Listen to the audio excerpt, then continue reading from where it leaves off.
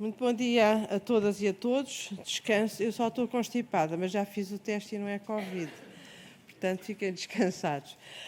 Senhor Ministro do Ambiente e da Ação Climática, Senhor Presidente da Câmara Municipal de Lisboa, Senhoras e Senhores autarcas, Senhor Primeiro Secretário do Conselho Metropolitano de Lisboa, Senhoras e Senhores oradores, Senhor Moderador, caras e caros convidados.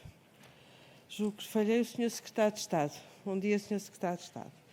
É com muito gosto que dou início a esta conferência sobre os desafios da mobilidade na área metropolitana, organizada em parceria pela Autoridade da Mobilidade e dos Transportes e pela Câmara Municipal de Lisboa, à qual o Sr. Presidente do município aderiu com entusiasmo desde a sua primeira hora.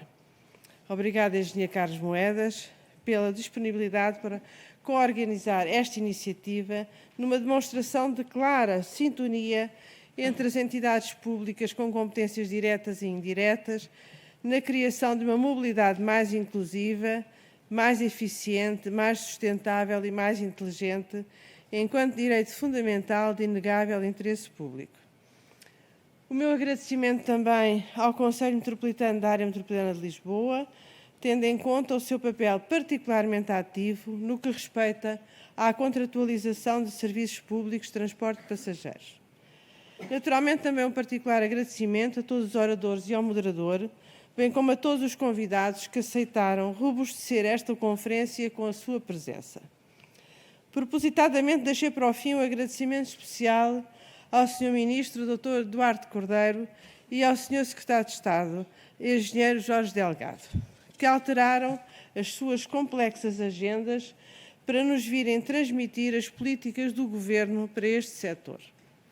E nesta ocasião gostaria também de sublinhar publicamente a disponibilidade e abertura que Vossas Excelências têm sempre demonstrado no acolhimento das propostas e recomendações que a AMT tem colocado relativamente a vários dossiês. Bem-ajam.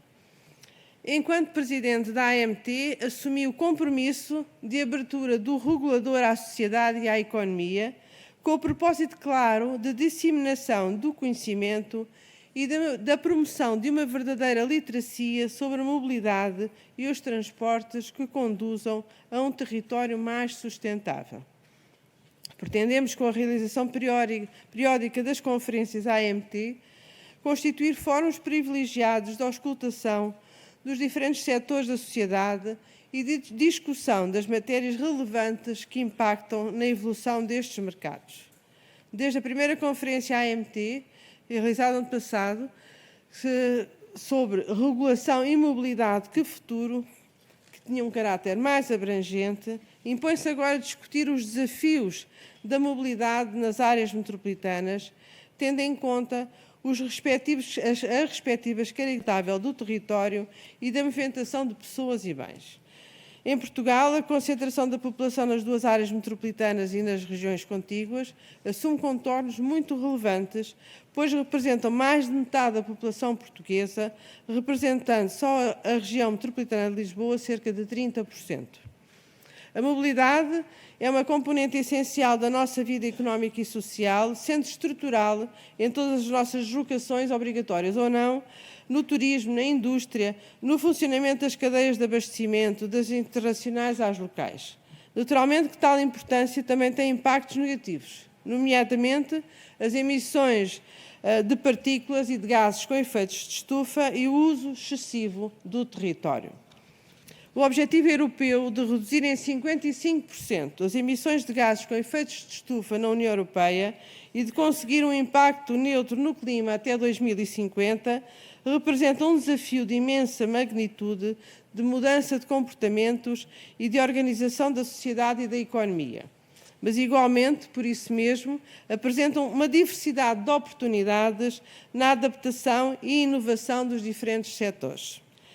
Em situação de emergência climática, que o Sr. Secretário-Geral das Nações Unidas apelidou na semana passada de caos climático, a sustentabilidade da economia e da mobilidade exige políticas públicas e comportamentos privados mais exigentes nos domínios ambiental e digital, a par de um caminho de maior inclusão e coesão, com redução de disparidades territoriais e sociais. As duas áreas metropolitanas ocupam um lugar de enorme destaque a nível nacional em todos os indicadores económicos e sociais, pelo que todas as medidas com impacto na economia e na mobilidade destas áreas têm profundos efeitos na maior parte da população portuguesa, de forma direta ou indireta. No caso de Lisboa, estão em causa dinâmicas urbanas e territoriais que são comuns a cidades e regiões de dimensão semelhante, como sejam a insuficiente ou deficiente repartição modal, o envelhecimento dos centros urbanos e a alteração das suas funções tradicionais, bem como o reforço populacional nas periferias. No entanto, a AML tem características, abordagens, problemas e oportunidades muito próprias, reforçadas pela sua capitalidade e justificando a sua discussão diferenciada. Desde logo, um modelo de ocupação do território concentrado e de alta densidade e estruturado em função da prestação de serviços leva necessariamente a modelos de organização diversos de outras regiões, caracterizadas pela dispersão territorial e mais vocacionadas para outros setores da economia, como a indústria, como sucede na região metropolitana do Porto. Nesse sentido, a conferência de hoje é uma ocasião incontornável para conhecer melhor a perspectiva e o papel da cidade de Lisboa e dos municípios da área metropolitana na promoção da acessibilidade e coesão social, nos incentivos à utilização dos serviços de mobilidade e as respectivas políticas de combate às alterações climáticas e de transformação digital. Naturalmente, a visão da AML quanto à organização intermunicipal e a integração de redes de vários modos e os respectivos contributos para aumento da eficiência do sistema num contexto de descarbonização é indispensável. O objetivo último da multimodalidade é potenciar as vantagens dos diferentes modos de transportes, sem descontinuidades, e oferecer soluções de transporte mais eficientes para pessoas e bens, tendo em conta as alterações de padrões de deslocação e as possibilidades oferecidas pelos serviços de mobilidade partilhada e colaborativa em zonas urbanas, mas também na sua relação com os serviços de amplitude regional, nacional e internacional. A recente sucessão de acontecimentos impactantes a nível mundial tornou evidente a necessidade de uma mobilidade mais eficaz, mais eficiente e económica, acessível e justa para todos os utilizadores, tendo em conta os seus rendimentos, as suas limitações físicas, a sua literacia e a sua localização geográfica. Num contexto mais alargado, importa também discutir as questões subjacentes ao financiamento da transição ambiental, do sistema de transportes públicos, mas também do transporte privado, através das fontes tradicionais, mas também, inevitavelmente, de possibilidades alternativas. Neste contexto, a necessidade de definição e implementação das obrigações de serviço público mais exigentes, tendo em conta as externalidades positivas e negativas do sistema, é essencial à melhoria da coesão territorial, das acessibilidades e da inclusividade e ao efetivo e atempado cumprimento dos compromissos do Estado português, a nível nacional e internacional, quanto à descarbonização da economia. Sem o adequado financiamento, as políticas de mobilidade poderão ser formalmente equitativas, mas não serão execuíveis ou, pelo menos, não serão justas. Em que, sobretudo num país tão assimétrico como Portugal, em que a capacidade de geração de riqueza é substancialmente diferente comparando o litoral com o interior e ainda mais se tivermos em conta as áreas metropolitanas face aos outros territórios. E toda esta arquitetura depende de um maior impulso na digitalização, na simplificação de procedimentos e na utilização de capacidades tecnológicas, criando verdadeiras cidades inteligentes, ultrapassando as limitações da distância física entre a habitação, o trabalho, a escola e os serviços. Não estão em causa objetivos teóricos, mas ações concretas no domínio do planeamento estratégico e holístico da mobilidade. do apoio à investigação e à inovação sobre produtos e serviços competitivos e sustentáveis, da implantação de infraestruturas físicas e digitais adequadas, da obtenção de dados e informação necessários ao planeamento, organização e supervisão dos sistemas e incentivar a procura pelos utilizadores finais. Não se poderão ainda perder de vista os efeitos potenciadores e interdependentes da transição ambiental e digital entre si, que configuram uma verdadeira revolução a diferentes níveis, mais rápida e profunda do que outras transformações ocorridas na economia e na sociedade e num contexto de múltiplas variantes e incertezas. Como tenho referido em diversas ocasiões, o regulador tem um compromisso para com a sociedade civil e a sua missão não deve ser exercida de forma isolada, mas sim em interação permanente enquanto organização que aprende, antecipando uma multiplicidade de futuros possíveis. Apenas esta interação pode criar conhecimento e alavancar um crescimento verdadeiramente sustentável. Considerando que estas conferências podem constituir um fórum relevante e contributivo para a concepção e aplicação de políticas públicas, é meu desejo pessoal e institucional que, dada a diversidade das entidades e personalidades intervenientes, se consolidem como mais um fator de promoção de uma mobilidade mais eficiente, mais segura, descarbonizada, digital, acessível a todos e sem barreiras concorrenciais, tendo como principal objetivo constituir o melhor serviço para todos os utilizadores, sejam eles empresas ou cidadãos, onde quer que estejam situados e exerçam as suas atividades. Importa sublinhar que em 2019, na União Europeia, o setor dos transportes foi responsável por cerca de 1/4 das emissões, 23,2%, tendo sido o único setor de todos os setores da economia, tendo sido o único setor a registrar um aumento nas emissões de gases com efeito de estufa nas últimas 3 décadas, mais 33% em 3 décadas. Em Portugal, também em 2019, esse valor foi de 28%.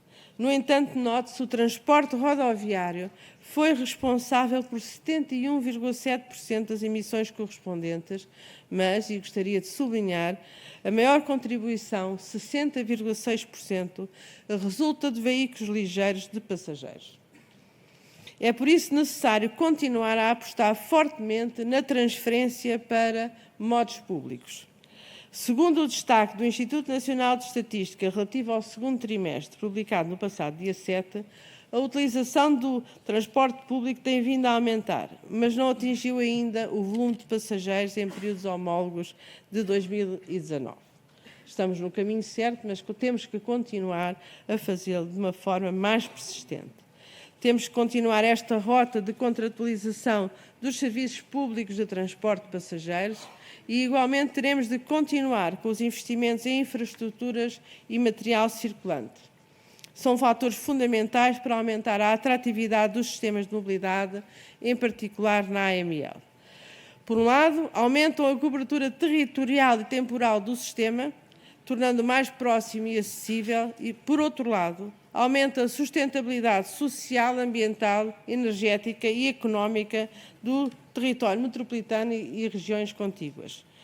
O caminho parece simples, parece sempre. É necessário, enfim, parece muito evidente aquilo que é necessário fazer, pois é necessário saber como fazer. Mais pessoas no transporte público saindo do individual, melhor cobertura de transportes públicos, maior eficiência energética e ambiental das rotas do transporte público e dos veículos privados, globalmente menos viagens, quer por via da digitalização, quer da reorganização territorial. É fácil de identificar, pois é difícil encontrar maneira de o conseguir. A ambição da neutralidade carbónica é realista, mas implica mudança. O processo de descarbonização consistirá numa autêntica revolução do status quo, com alterações que envolvem desde os procedimentos e a organização do trabalho, até a utilização de combustíveis alternativos com baixo teor de carbono e produzidos através de fontes de energia renovável. Este processo necessário, diria mesmo obrigatório, dá ainda mais relevância às questões do financiamento, que já não é apenas dos transportes. As diferentes atividades que constituem o ecossistema da mobilidade têm de ser reinventadas e o seu financiamento também. É também este o desafio que se coloca. Descobrir neste processo de transição oportunidades que gerem desenvolvimento económico e, simultaneamente, contribuam para melhorar a qualidade e a atratividade dos sistemas de transportes, aumentando a sua sustentabilidade social, ambiental e económica e contribuindo para a qualidade de vida dos cidadãos. Por isso também, é o papel da AMT, é contribuir para as soluções. A AMT está a desenvolver um estudo sobre obrigações de serviço público mais verdes, chamamos de OSP verdes, que vão ao encontro da perspectiva do Pacto Ecológico da União Europeia, Green Deal, e este estudo também se debruça sobre o financiamento dessas OSP, pois maior exigência implica maior custo. Este é um estudo que não queremos que seja feito só dentro de casa. Uma primeira parte é dentro de casa, a segunda parte será no contacto com entidades públicas e, finalmente, uma terceira parte em que abrimos a discussão à sociedade, aos cientistas, às empresas, a todas as áreas da sociedade. No final do dia, resta saber como fazer e como financiar. E é também para dar resposta a isso que aqui estamos nesta conferência.